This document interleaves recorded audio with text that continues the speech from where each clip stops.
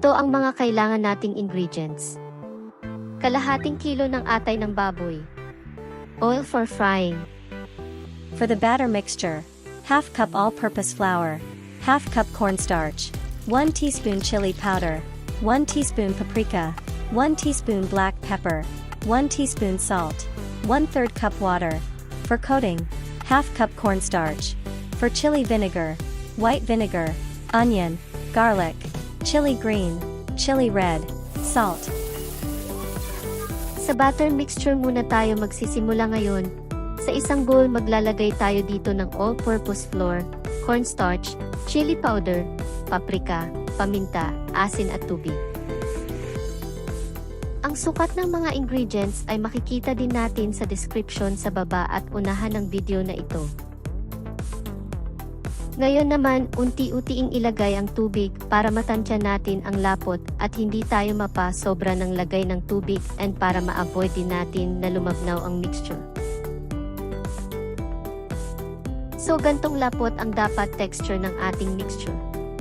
I-set aside muna natin ito at dumiretso na tayo sa paggawa muna ng ating chili vinegar.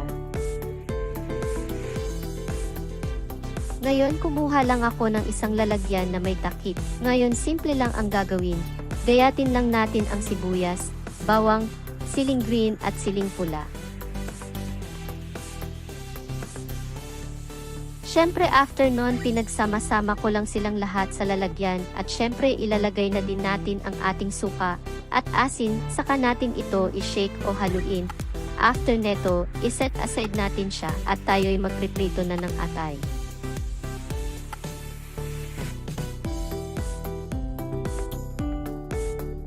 Kailangan natin ng pan at mantika. Syempre, ang pinaka-importante ay ang gayat-gayat nating atay ng baboy.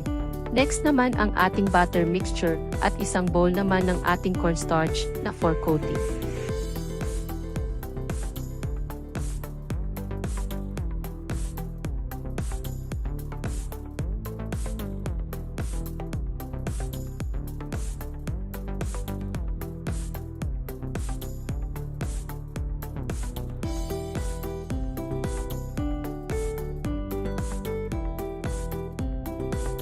Ang proseso ng pag-coat sa ating atay ay napakasimple lang, kaya ulitin lang natin yung unang ginawa ko sa iba pang gayat na atay ng baboy at iprito ito.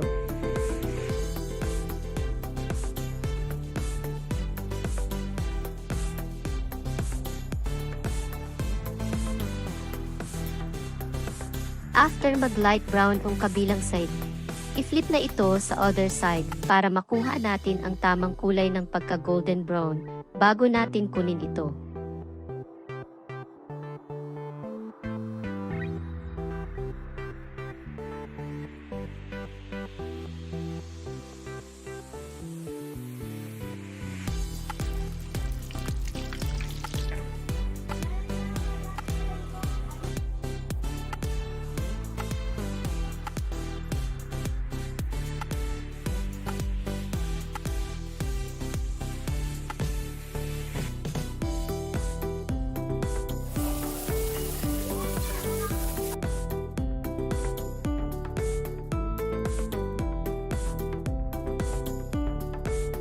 Ngayon na ito ay golden brown na.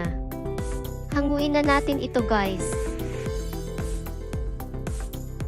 The best kapares ng suka.